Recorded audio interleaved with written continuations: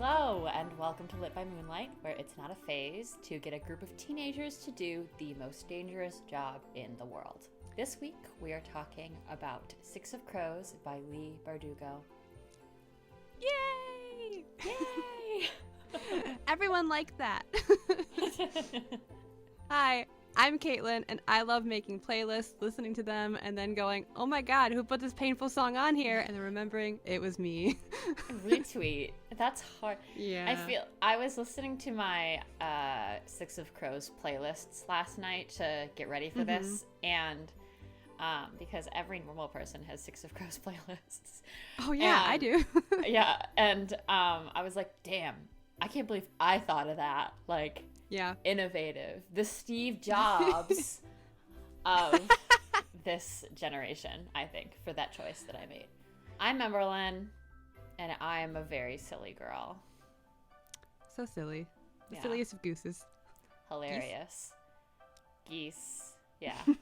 Geese. So speaking of birds, we're talking about Six of Crows today. Yeah, we are. Except the crows in this book are not actual crows. But Caitlin, tell us more about the book. Tell us more about what we're about to talk about today. Give us a quick summary. All right, so across the sea from the kingdom of Ravka, where the Sun Summoner restored the Landsoft throne, destroyed the Fold of Darkness that divided the continent, and ended the reign of the Darkling, the port city of Ketterdam resides. Packed to the brim with gangs, politicians, and capitalists, it is hard to make one's way from ruins to riches. However, Kaz Brecker of the Crow Club has managed. He and his dregs have catapulted themselves to power in the gritty capital of Kerch, and he is about to face his most tedious challenge yet, the Fjorden Ice Court. So, Caitlin, Fjorda is another country in the grishaverse that has a completely different terrain and culture. It's snowy, it's unforgiving, and it's led by the Druskella that consider the Grisha to be witches, the Druskell, rather.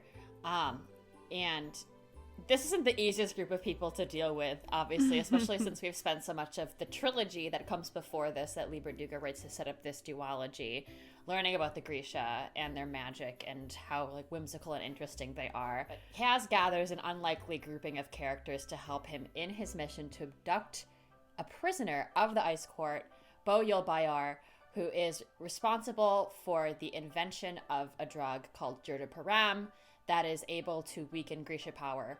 Caitlin, who are the members of this unlikely group?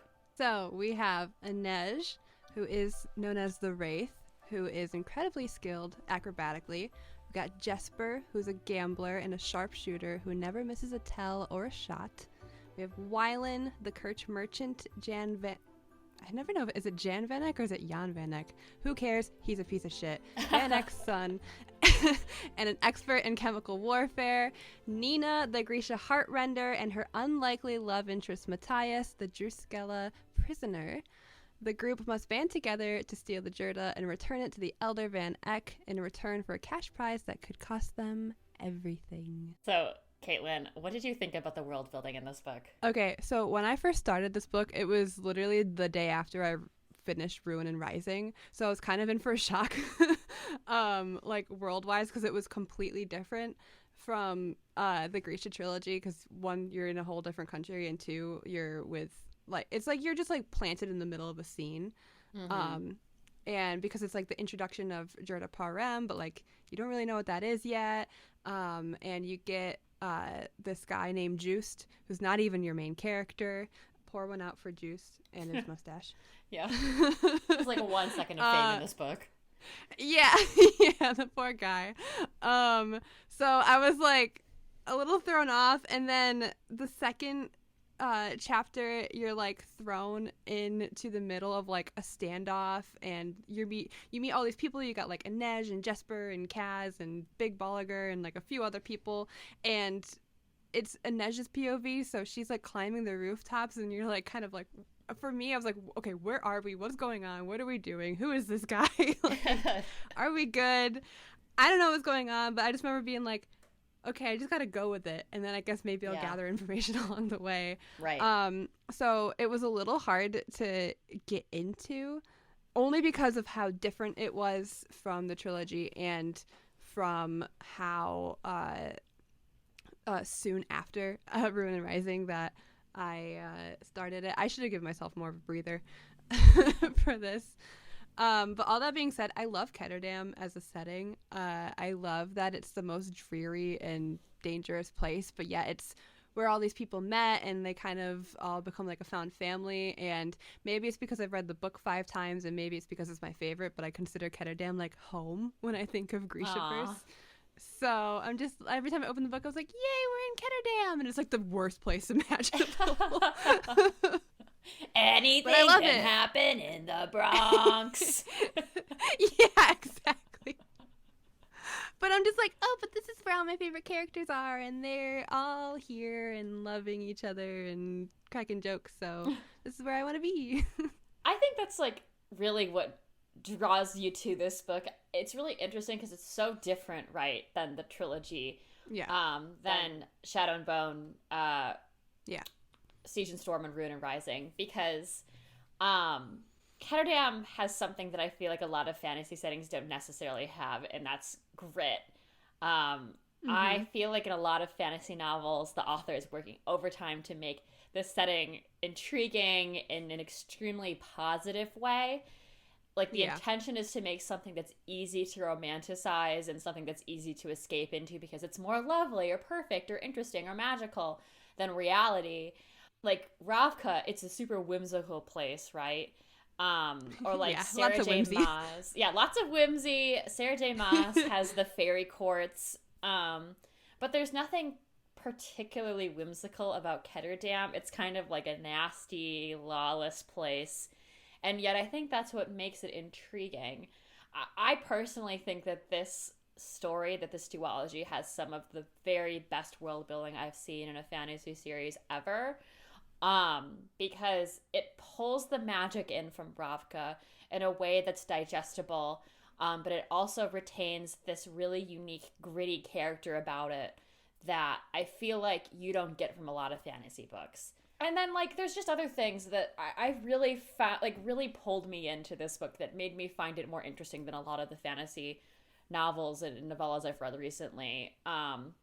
Like, in books with very large character ensembles, I typically have a really hard time keeping track of every person. Like, sometimes I lose track of who, and I, like, can't tell them apart. We talk a lot about that Adult Swim sketch, the Too Many Cooks sketch, where it's like they just keep introducing new characters, and you're just like, wait, who's this?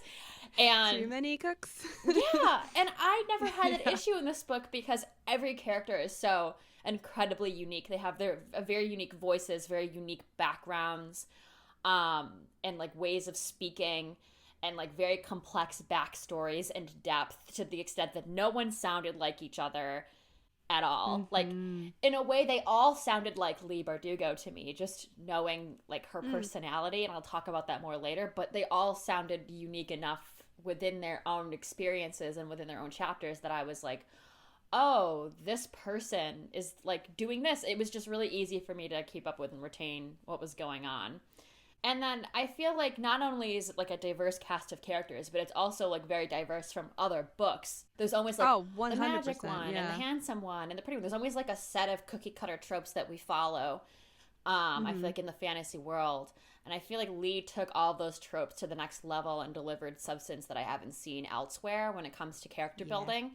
Really enjoyed that. I have a lot to say, clearly, about the world building. I have like 8 bullets here.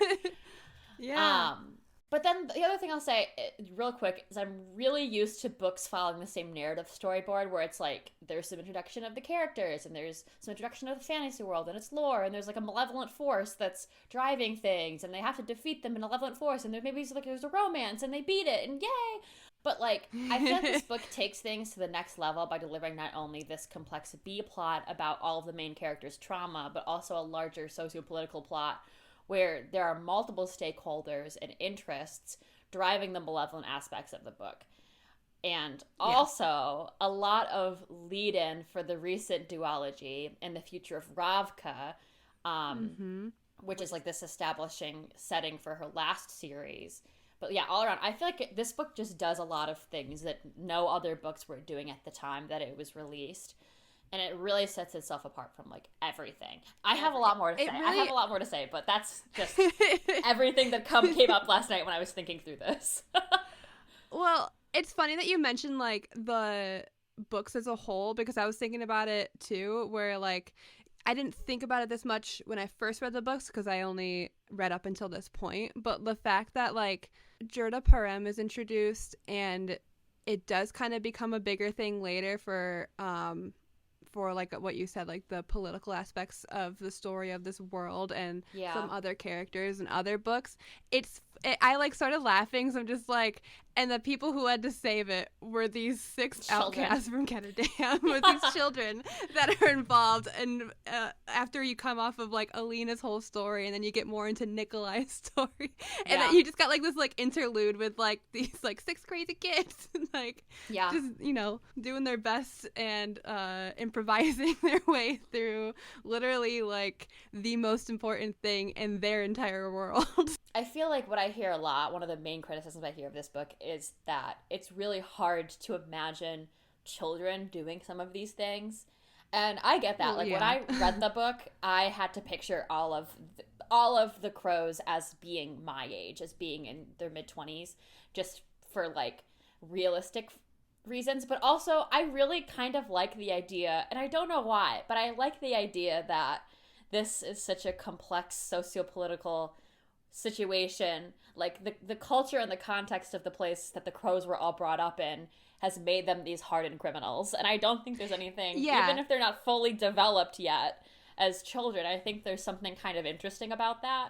If I were a kid, I feel like if I was, as a 20-year-old reading these books, it's hard for me to wrap my head around. But if I were 16 or 17, the age of the crows reading these books, I might just find it really interesting and cool and not think a lot about the feasibility of it. And I don't think it matters that much just because this is a fantasy book. But yeah, what do you think? It's funny that you bring that up, because reading it, I would always forget that they are teenagers, where I'm like, oh yeah, they're like 17 or whatever. And which like sometimes would be like, oh my god, yeah, like with like Kaz, he's like a 17-year-old who hates the world. And in the beginning you're like, ah, come on, dude. But then you learn and you gain knowledge on why, and you go, oh, okay, no, I see that. Like, I'd probably do that too, or I'd probably feel like this too. But like when you said like their backgrounds kind of make sense for why they act a certain way, like that's completely true. But then also at the same time, like even though they all had to grow up a little bit quicker than they probably normally would, they also have moments where you remember that they are kids, like with the jokes that are made, and like the I'll get my ghost to teach your ghost line with like all that. Like it's just like, it's also like they have like really silly funny moments where you're like, these stupid kids, I love them. Yeah. But then like you read like these crazy things that they're doing and the things that they've gone through, and you're like, oh yeah, that would turn me into like a 40-year-old person real quick. You know? Yeah, that might age me a little bit. A little bit. just a little bit. Yeah.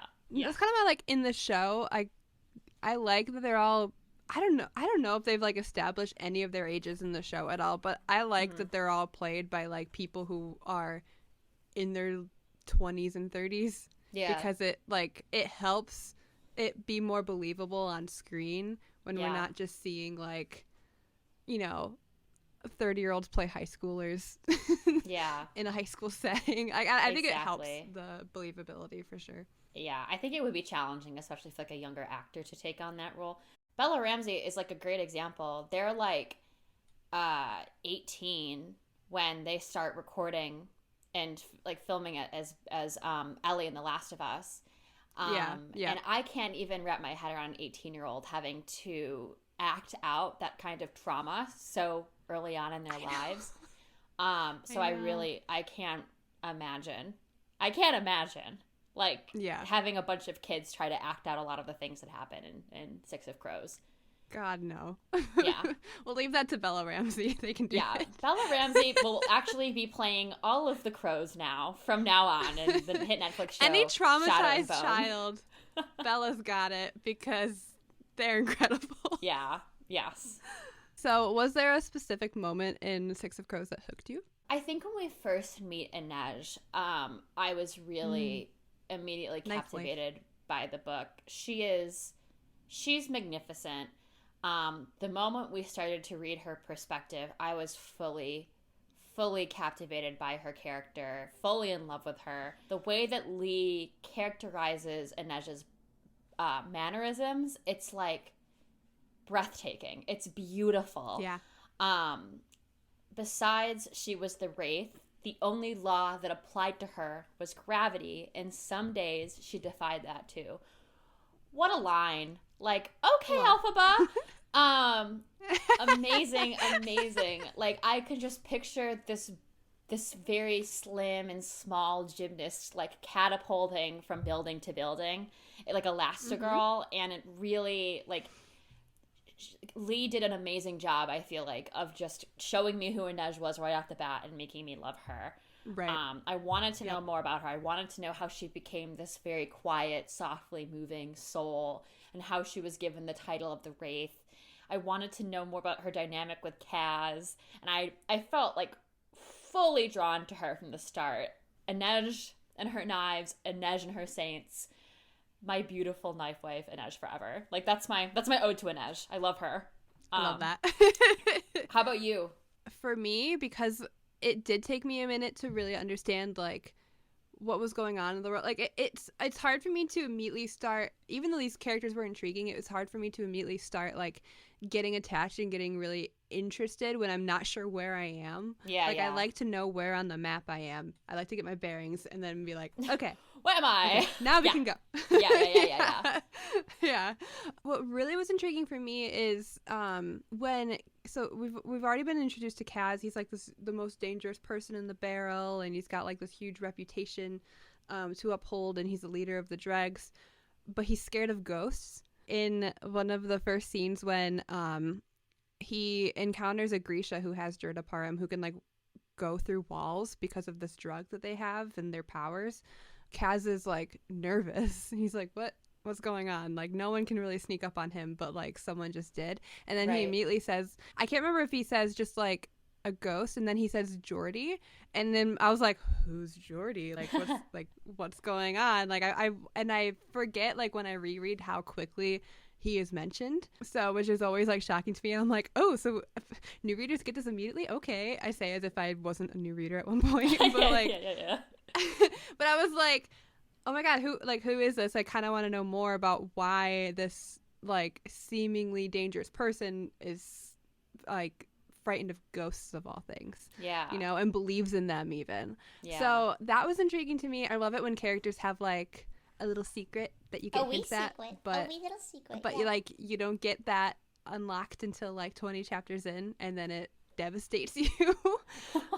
Which Leigh does really well. She did it in Ninth House as well with Alex and her story. I just remember a bit like you get like little snippets of it, and then you get the full story and you go, oh, I need to lie down. Yeah. It's horrible.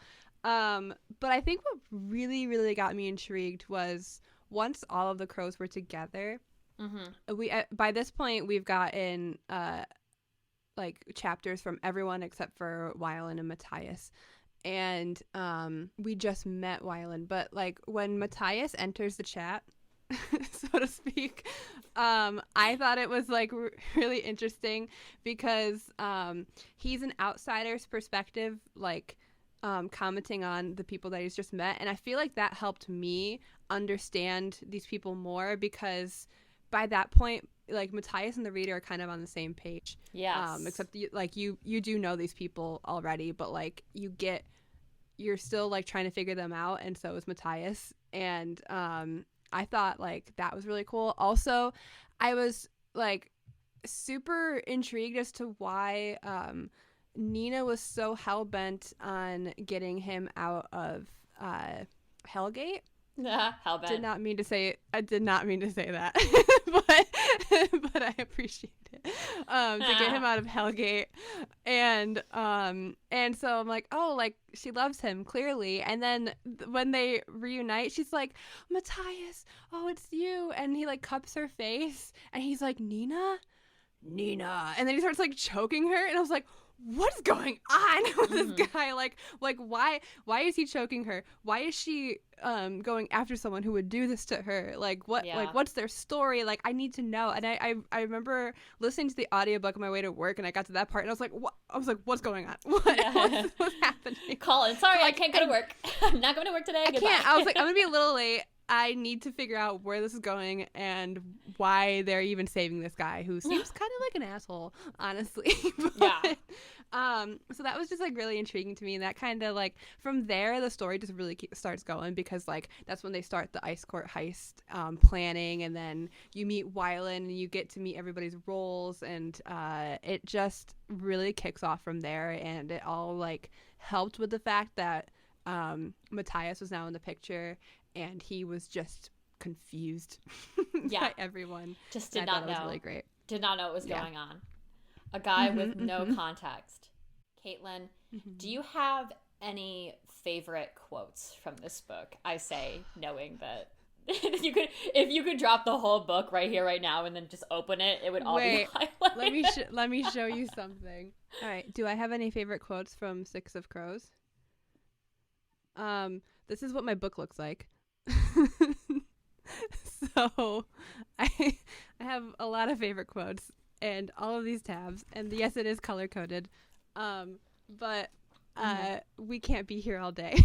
So one of the first ones comes from Inej, when she says, "I like it when men beg, but this isn't the time for it." Like, no. Yes. And then I really liked. So this is one a lot of my favorite quotes. I feel like hit different on like a second reading, when Kaz says, "Well, I'm the kind of bastard they only manufacture in the barrel." I remember like upon first reading, I'm like, ooh, badass line, cool. But then like when you know the whole story, you're like, oh, because he was literally manufactured in the barrel in Ketterdam.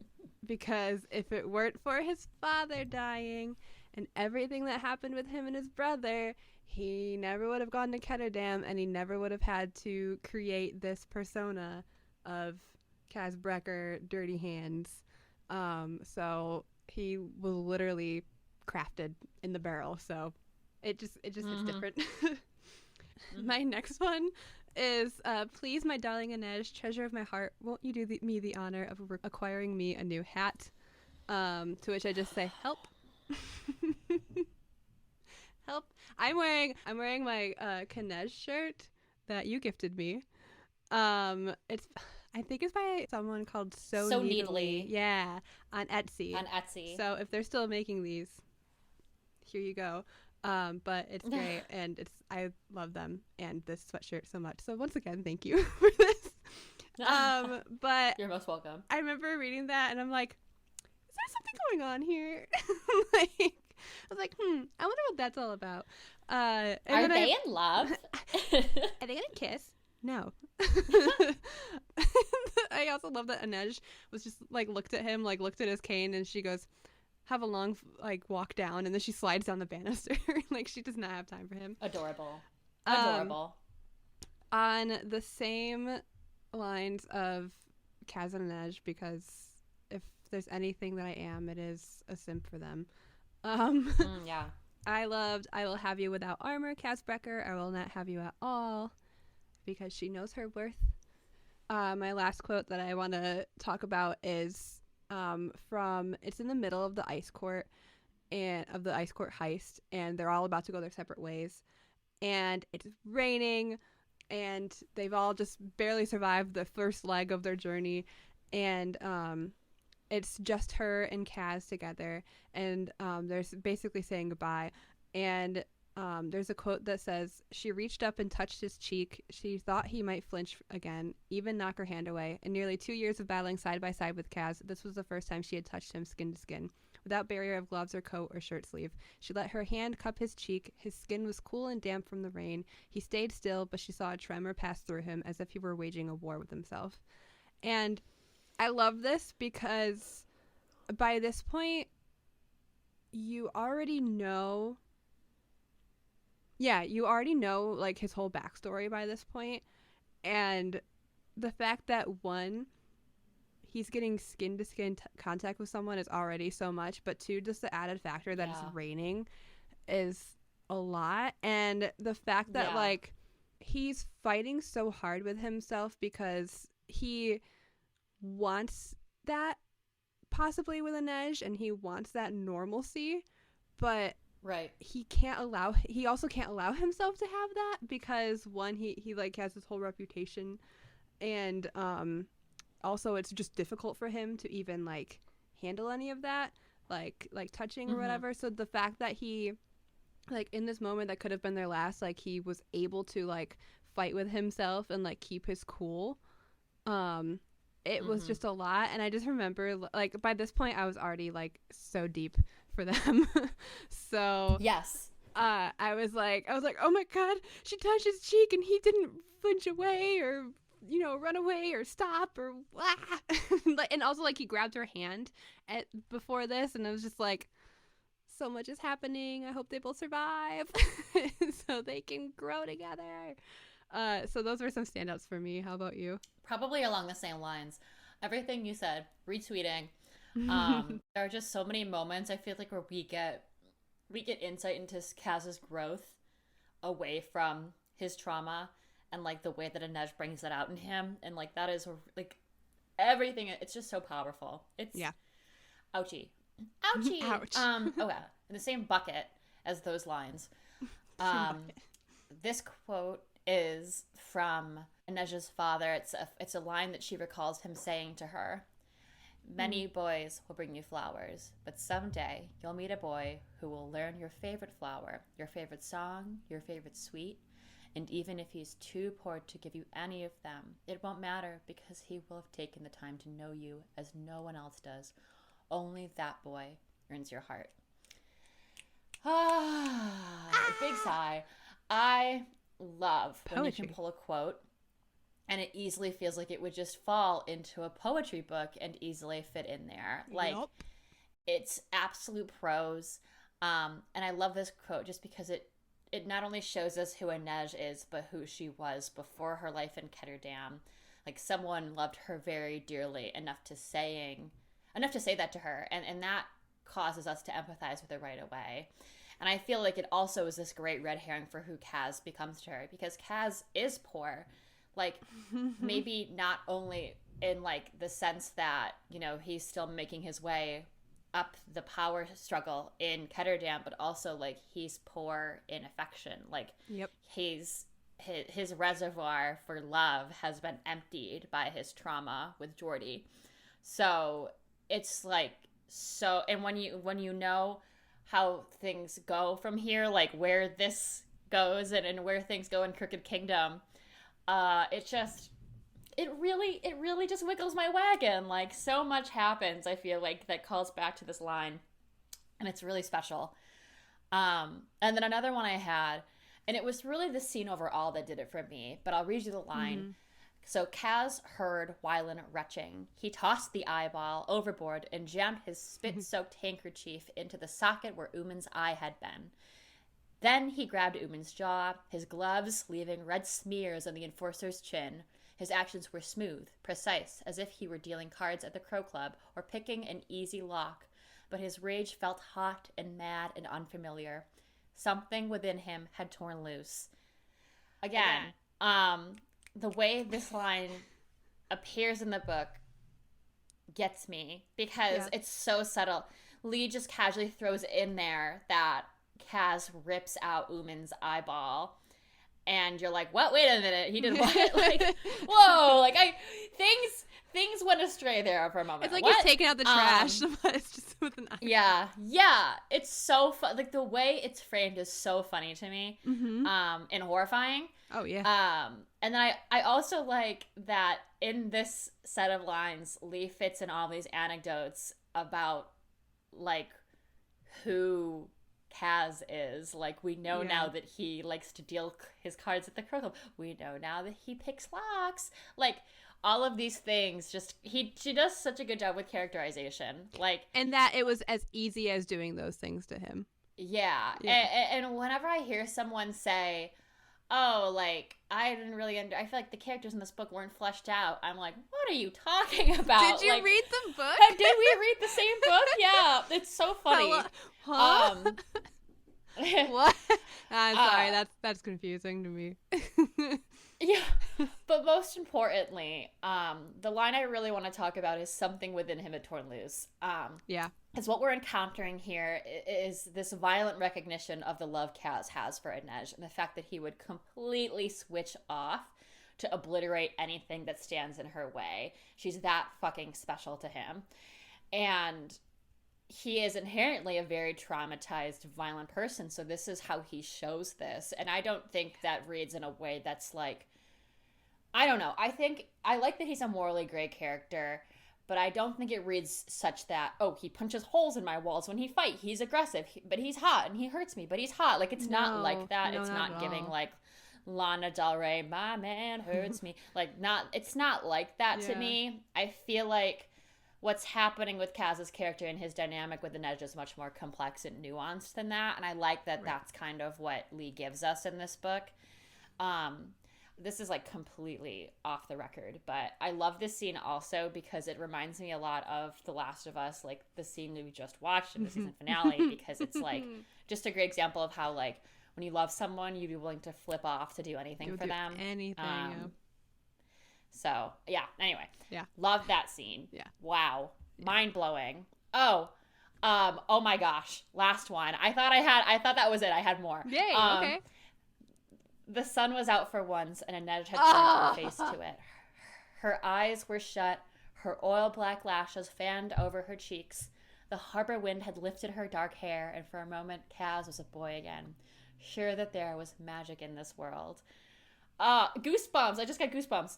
This really gets me, knowing Kaz's backstory, because despite his inability to be fully vulnerable with Inej, I literally wrote their ship name instead of Inej here. That's so funny.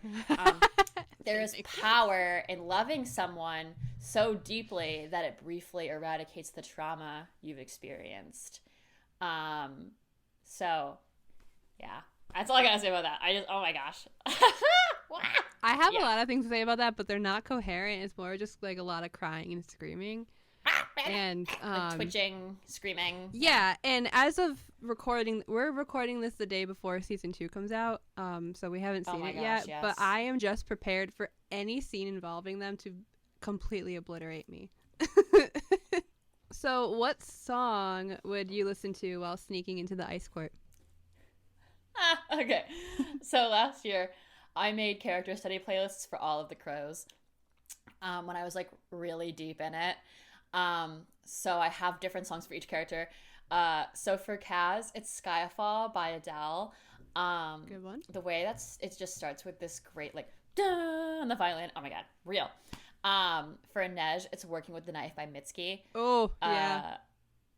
Yeah. It's giving knife wife. It's giving knife wife. For Nina, it's Born to Die by Lana Del Rey. Correct. Which, like, I don't know. Real quick question on that. Do you ever just, when you're, like, living your life, Caitlin, do you ever, and you need to go someplace, but you're kind of in pain, are you ever just, like, feet don't fail me now? Because I say that all the time. Like, and I've been saying that since this was released in the early 2020s. Literally, early 2010s. I think this song has popped up in my head multiple times with all of the issues I've had physically this past couple years. I'm just, every time I get up, feet don't fail me now. Don't fail me now. Take me to the finish line. Yeah. Real. For Matthias, it's What the Water Gave Me by Florence and the Machine. Ooh. For Wyland, it's Homemade Dynamite by Lorde. Nice. And for Jesper, it's The Less I Know the Better by Tame Impala. Well done. I had a really good time.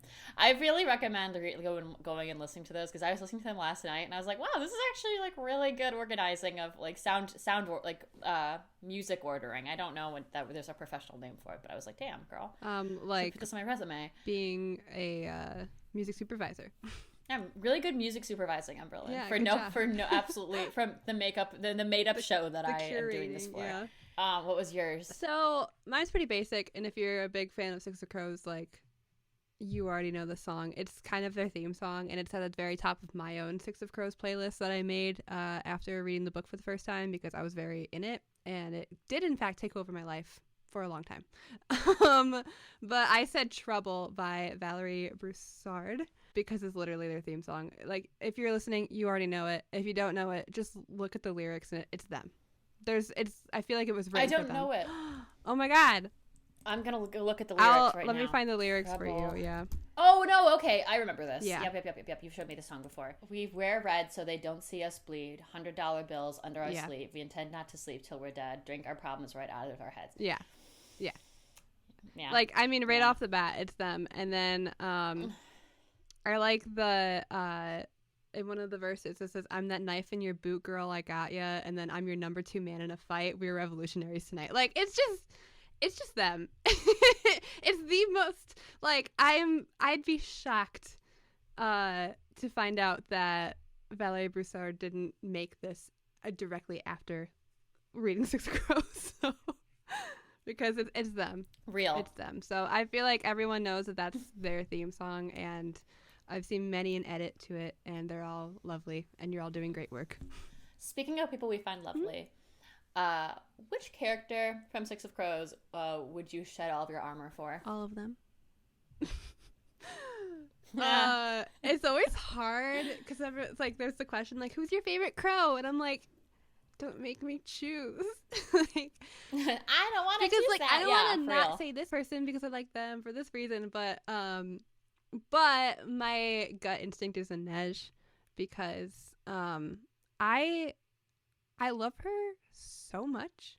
I what I really like about her is that I thought it was interesting to have a character who's so like faithful and so like religious, but in a way that isn't like, you know, apparat religious, like using like I hate it when like you have characters who use their religion for their own purposes and to get your way and kind of lord that over other people, and it's just like, no.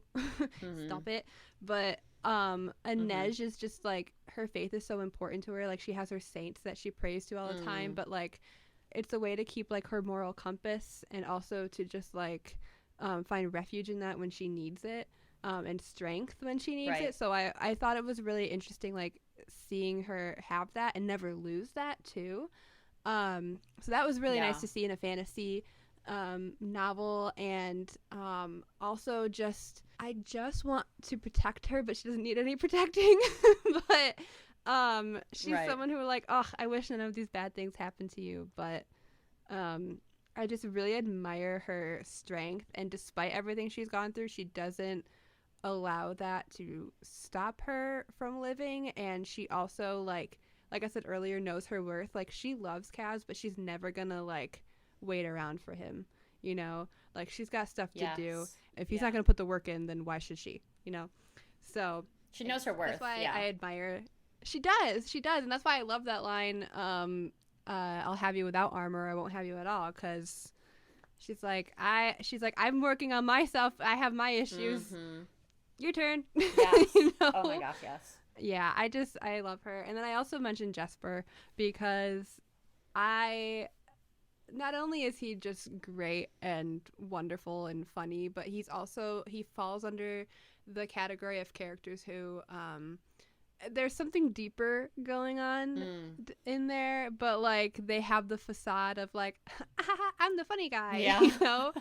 And also just the fact that like he's very flawed, like he has his gambling addiction, and that is the reason for why Nej got hurt. And but they don't let that go, and like there's a lot more that you learn about Jesper in Crooked Kingdom, and other themes that come up. And then even like his relationship with Kaz, I feel like is so interesting to me, because, and maybe I'll get into that later, or maybe when we eventually do Crooked Kingdom I'll talk more about that, but I find his dynamics with him specifically, the dynamics of each crow was really interesting. Yes. To me, because everything is so different, and that's why I feel like this book is so strong, because it has such a strong ensemble cast, but you get like all of these different pairings throughout. Like, it's not just the couples who are out together. You get, Jesper and Inej, or Nina and Inej, or Kaz and Wylan, and it's just like really interesting to see all of the different personalities bounce off each other, and how they all kind of like not change themselves per se, but like Jesper's more himself with Nina because Nina's more on his level, but then like he jokes around with Kaz, but there's a limit. It's just really interesting to see all those dynamics come together, and every time he's on the page, he makes me laugh and he makes me smile, and it takes a bit in the story, I feel like, to get to his point of view. I feel like it's like not to like chapter 7 or 8 that you get him, but once he shows up, you're like, yay, I like this guy. Yeah, and he's good at what he does, and then when you find out why, he's so interesting to me. The best. It's crazy because I feel like that's the other thing I like about this group of characters is not only does Leigh do a good job of like really intricately spelling out their individual like character types, she also does a great job of connecting them all to each other. Like they each have very like defined friendships, and they're all very unique relationships that they share with each other, which is like, that's like a lot of work for someone to do. So it's very cool that she knows how to do that. Yeah, because there's not like a pairing where it's like you have like a huge group of friends, but maybe there's one person you don't really talk to regularly or like know how to talk to. Like if you were left alone in a room together with this person, you wouldn't know what to do. That doesn't happen with the 6 of them. Like they could all like have a conversation and be able to get along and, not have the awkwardness together. So I think it's really well done. Real. Who's your favorite character that you would shed all of your armor for? I would have to say Nina Zenik. I love Nina so much. She's like my person. She's my comfort character. Just talking about her makes me want to curl up and reread all of her chapters in Six of Crows. She's like fearless and flirty and saucy and beautiful and badass, and I want to be her when I grow up. I love her so much. Matthias describes her as overwhelming at one point in the book, and that's what I love about her. More overwhelming women in books, please, and more fat women in books, please. And more Nina in books, please. Just like more Nina generally. Truly. And like, fortunately, we do get more Nina down the line, and I think it's really awesome to see where her story goes. I really love reading her, and I'm so glad there's like so much of her in my life. Me too. So yeah, big fan of her.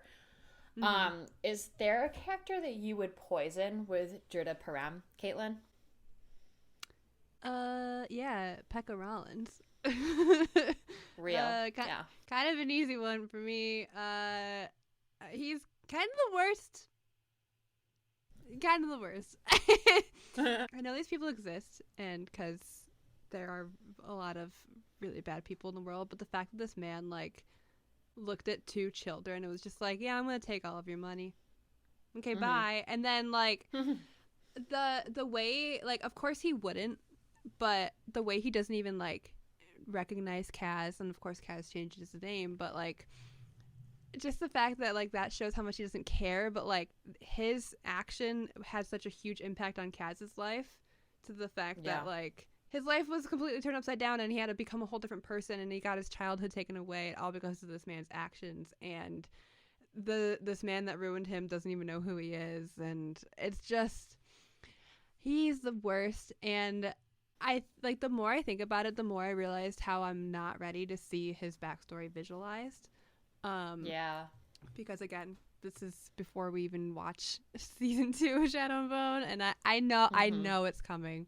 I know they're gonna do it, and I'm not ready. And I'm, no offense to the actor playing him, but I'm ready to hate him with my whole being. You know? Real, yeah. So he's the worst. He's terrible, and he's barely in the book, but he has such a huge presence in it, despite it, because of what he did. And Not a big fan. Not a huge fan of that guy Weirdly that did that enough. awful thing to Kaz Brecker. Yeah, not amazing. Yeah. I'm really excited to talk about the portrayal of this part of the book in the show, and I think it's going to be really great for us to chat about that when we do our weekly reviews of season 2 of Shadow and Bone. So this was more complicated for me because I wouldn't poison him because I love him and I think he's like a super underrated character in the book. But for like most of the book, I wanted to fight Matthias. That's fair. His vendetta against the Grisha and especially Nina is so misguided that I found it almost unforgivable despite how sheltered he was as a Druskel. Because I feel like there's definitely a point where your personal autonomy as you get older outweighs your ignorance.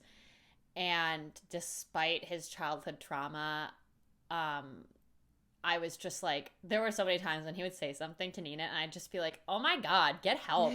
Get help.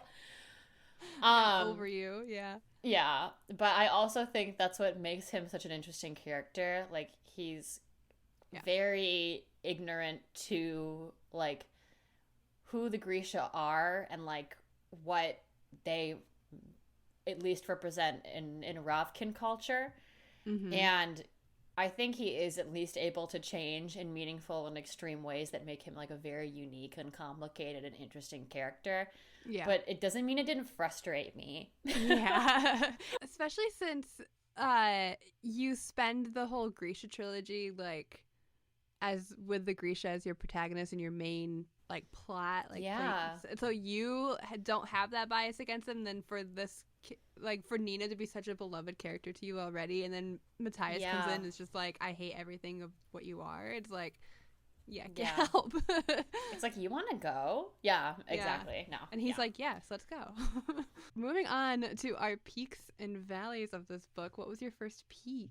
Jumping back to the world building for a little bit, I feel like the ice court scheme is like super captivating. Like the clock and the prison and like the ball that's going on and like the Fjordan culture, it's all so interesting. Like Leigh does an incredible job of building something that seems impossible but is also fully understandable. Like, there are circumstances, I feel like, in a lot of YA fantasy where a challenge is created by an author that is, like, so complex that there are, again, like, too many cooks in the kitchen. It's really kind of hard to, like... Like, the math's not mathing. It's really hard to figure out, like, what the actual problem is and, like, what needs to be done to get to, you know, to get through the problem and save the day. And sometimes because of that, there are plot holes and things that kind of fall apart in post. And like during publishing, but I didn't find it particularly hard to keep track of what is interesting. And I feel like because of the organization of this book by parts and then by characters and then by bells during the ice court scene really makes it easy for me to follow and stay immersed. So I really like that about the book. I feel like if it weren't for some of those, first of all, I love putting things in boxes. Like, I love, that's why I like playlists. Like, I gotta like be able to say, okay, this is a bottle and it goes with all the other things that look like bottles. Good, you know? So the fact that Leigh does that in this book is like I really like that. Yeah. How about you? What's your first peak? Again, I've already touched on this, and like maybe it's weird to say it's a peak because of how horrible it is, but I did this for Ruin and Rising too, and I was like, I know it was really horrible, but when Nikolai almost died, it was great. But on the same token for this, Kaz's backstory was one of the most vivid and traumatizing things I've ever read, and I wasn't expecting it at all. So, like, obviously throughout the book, you're getting, like, these hints as to, like, you don't know why he wears the gloves, and you don't know who Jordy is, and he, like, kind of has, like, almost what seems like a claustrophobic, like, panic attack when he opens up the wagon, and he sees, like, when they're trying to sneak into the ice court, they're going to sneak into using that, like, as if they're prisoners themselves, but they're all, like, packed tightly, and he wasn't prepared for that. And you're like, what's going on? And then Leigh's like, I'll tell you what's going on. Grab your tissues. And to like learn everything that happened to him and his brother, of like, not only did they get sick and did Jordy die from the fever, but the fact that Kaz woke up on a barge full of dead bodies at age 9, and one of them was his brother, and it's been enough time for the body to start like the decomposition. And what makes it worse is that like he had to survive, and he like had that fight within him, and there's no one around to hear him scream and yell, and so he had to use his own brother's body to swim across, as the skin was like the imagery of the skin peeling off underneath his hands stays with me to this day. And it's horrible to even think about. So I can't imagine like if this were like a real person for them to go through that, how that must be like. And Leigh, who hurt you, are you okay? Because I don't know where that came from, but it was horrible.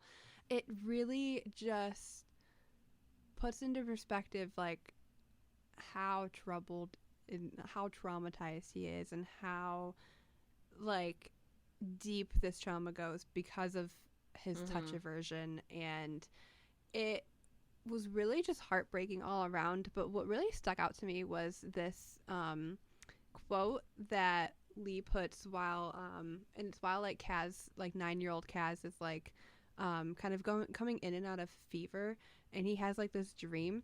And there's this quote that says, "When the fever reached full fire, Kaz dreamed he had returned to the farm, and when he knocked on the door, he saw Dream Jordy and Dream Kaz already there, sitting at the kitchen table. They peered at him through the window, but they wouldn't let him in, so he wandered through the meadow, afraid to lie down in the tall grass." And this really gets me because of like the symbolism of it all. Yeah. And so it's clear to me that like by this point Jordy has already passed on. So like that's Dream Jordy, and he's gone, and like it's like the house is like, you know, whatever comes next.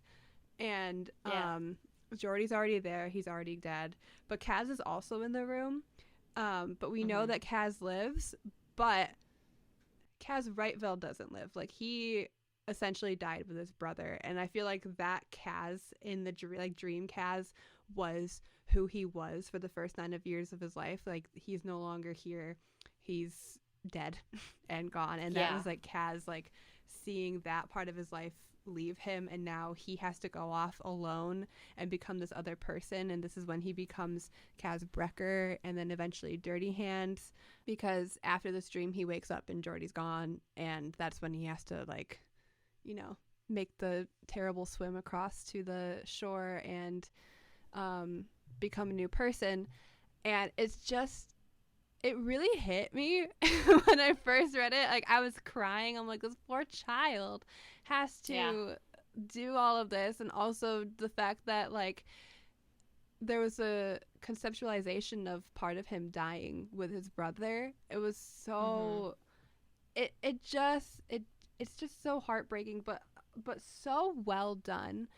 And in a way where I had to put the book down for a little bit and be like, okay, no more fun heist time. We're just gonna sit here with the trauma and the emotions of it all.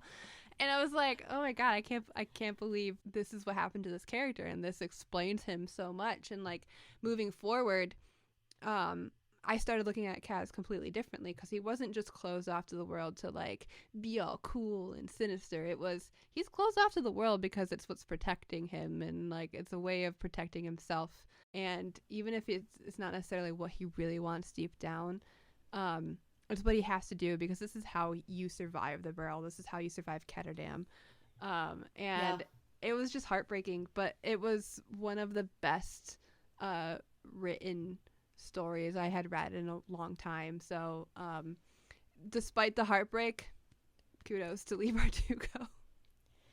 It's funny because one of my peaks was going to be originally, this book is so fun to read, but then I was like, but did I have fun?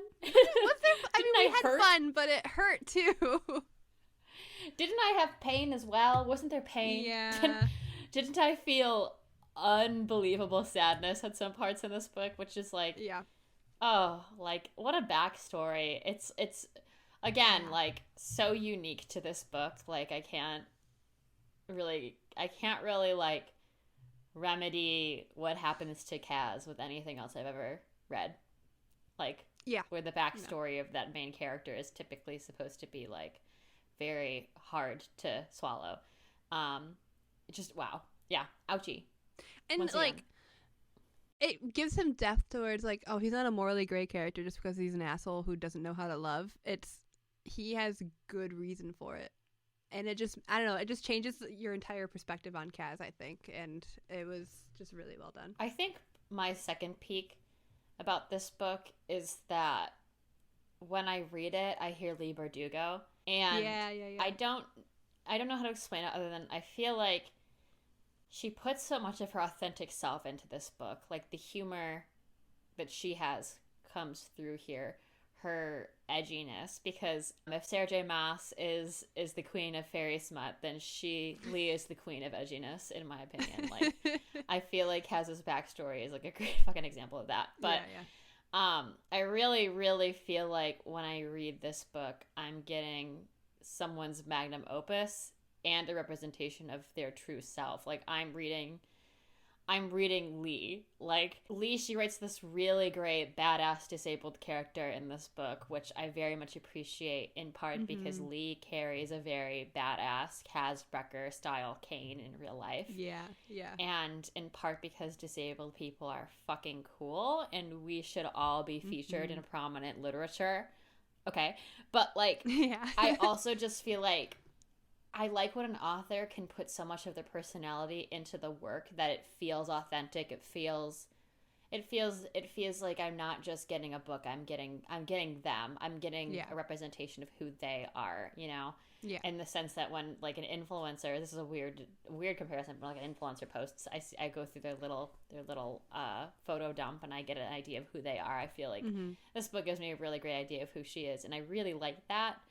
That was my second peak. What about you? Well, on a completely different note, my second peak was when Inej gets injured on their way to the schooner, and Kaz carries her and like runs back with her in his arms. That was my Kenej awakening. Up until this point, I was like, there's something's happening, but I wasn't completely connecting to the dots. And when this happened, right, it tickled the part of me that like really, really loves like, oh no, the person I care about most in this world is injured. And I'm worried about them, and I'm afraid, and I need to do everything I can to help them. I was just like, ooh, he only cares for her. Like, you know, there's a quote that says, she closed her eyes, and Kaz goes, keep talking, Wraith. Don't slip away from me. And then she says, but it's what I do best. And he clutched her tighter when she says that. It's like, oh. Mouse moment. And what else I liked about the scene is so like he's carrying her and he's running with her in his arms, and of course he has a busted knee, so his leg is bad, and he uses the cane to walk and everything. He comments on it that his like leg is bothering him so much because of her weight, but then Jesper steps in and he goes, let me help you with her, and he's like, no. Like he refuses to let anybody like touch Inej or like help him in any way, and like despite the pain, like he's still gonna like hold her because he needs, like, I think that reassurance that she's still here, but also the fact that like he's so protective of her, he doesn't want anybody else like touching her or like her leaving his sight. And then like he lingers in the doorway when Nina starts to like try and heal Inej, and like Nina has to like yell at him like, you're making me nervous, you need to leave if you want her to live, basically. And so that's what gets him. And then he goes up to Uman and like carves his eye out. Hello. And not just carves it, he takes his hand and whoop. It's like what we were talking about earlier, like it's just, there's so much love that it pushes people to these like lengths. Like you see how far they go and like what they'll do for the people that they love, and that's what Kaz would do. And this guy totally deserved it, so like I don't feel so bad saying that it was a fun time watching him do that to him. But when Kaz says to the guy, Kaz leaned in so no one else could hear him when he said, "My wraith would counsel mercy, but thanks to you, she's not here to plead your case." And without another word, he tipped Uman into the sea. Yeah. Iconic. Yeah. Claps all around. Everyone liked that. Like, I really enjoyed it. And like from that moment on, I was just like so excited to see like how that relationship might develop, if he would open up at all, like if there's going to be other moments. And it was great. It was great. So. Yeah, I remember when at the very end of the book when Inej is taken and things kind of end there. I just remember being excited, not because Inej was taken, but because I was like, oh boy, what's Kaz going to do in the next book to get her back? Like, I was like really excited. Exactly. Especially since it ends when he's just like, I'm going to get my money and I'm going to get my girl. It's just like, I'm going to get my girl. You know he's going to do anything to get her back. And it's just, and then seeing that all unfold in Crooked Kingdom is so great and so rewarding. It is. Yeah. It is. Again, literally goosebumps. Yeah. Yeah. What was your valley? I feel like I didn't have many valleys with this book because it's definitely one of my favorites. I guess the only thing I keep coming back to, like, a year or so after reading is, like, the representation in this book. Like, I praise this book because there are a lot of people that can pick it up and see themselves in it, which is, like, the bare fucking minimum you can ask for from a book to, like, be seen in it. But I find myself like over and over again, and this was the case for the next duology after this too, coming back to like the African, Asian, and Eastern European diaspora reimagined in this book. And even though unintentional, I wonder if the way those things are reimagined, the way that those cultures are rethought, I wonder if that rethinking has some culturally insensitive ramifications. Like, this is more of a question than a statement because I don't know. Like, I have very minimal personal experience with cultural appropriation. It's super limited. Right. But also knowing that this is like a valid criticism that I've heard from readers, I would be remiss if I didn't mention it because it does kind of like leave a bad taste in my mouth. And I think this is like an ongoing conversation that's like really important because it's something that we're also starting to see reemerge with the show, especially with Russian folks that have kind of said, hey, like this isn't like, this is kind of interesting at the very least, the way that you're interpreting Ravka and like perpetuating a lot of stereotypes about Russian people. So I would be really interested. I've seen like some commentary. I've read a lot about it, but I would be really interested to see like some like a larger conversation about this.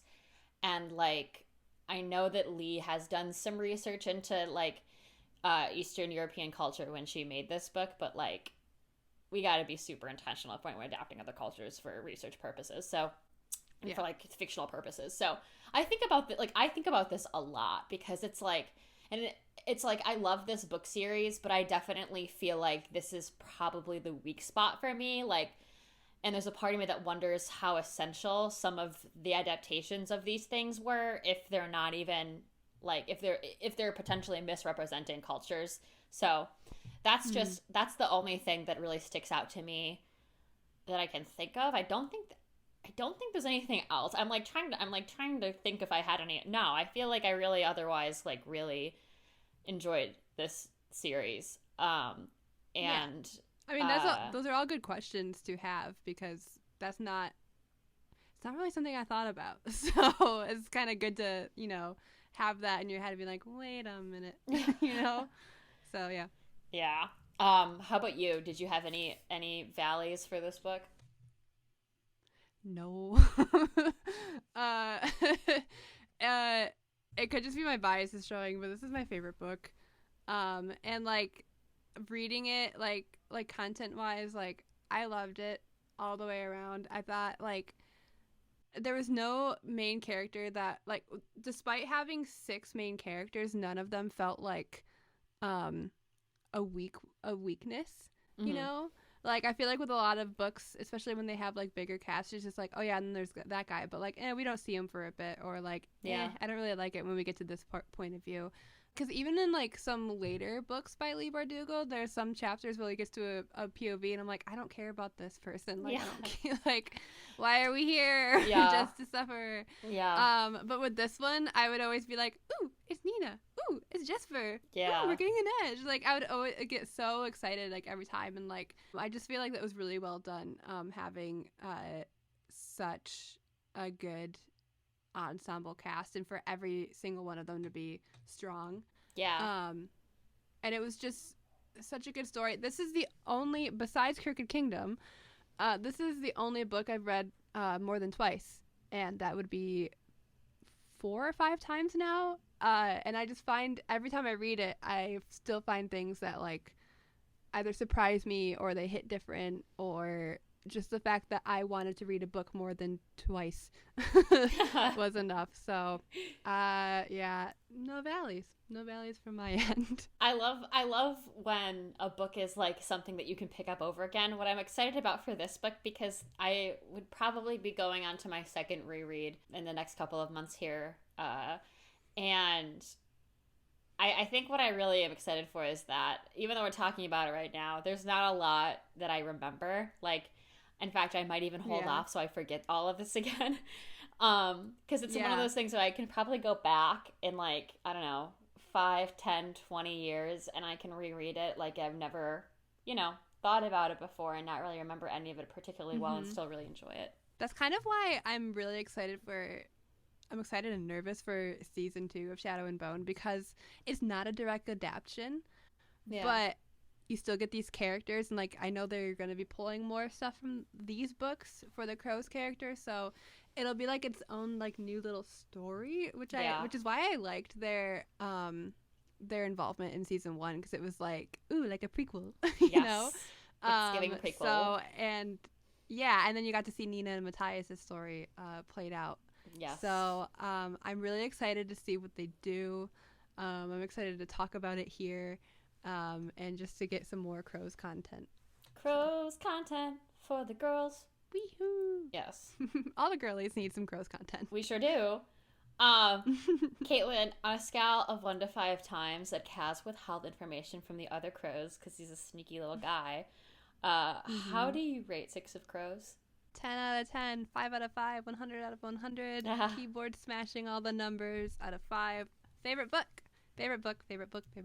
Would be so shocked. Would be floored if you were like 2. Yeah, actually 2 out of 5. I've been hyping this book up. What did you rate it? I gave it a 5 out of 5. I genuinely enjoyed this book. It's my favorite of all of Leigh's, and I feel like I just want to give it a big hug.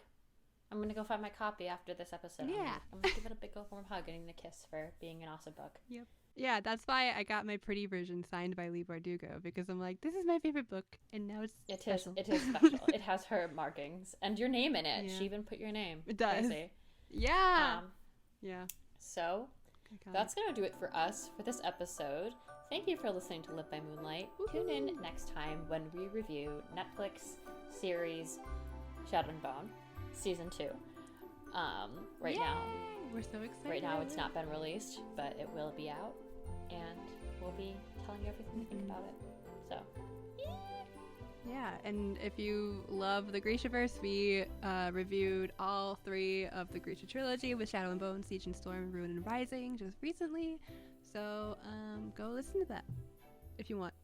I can't tell you what to do, but I would love for you to join us. All right, thank you. Bye.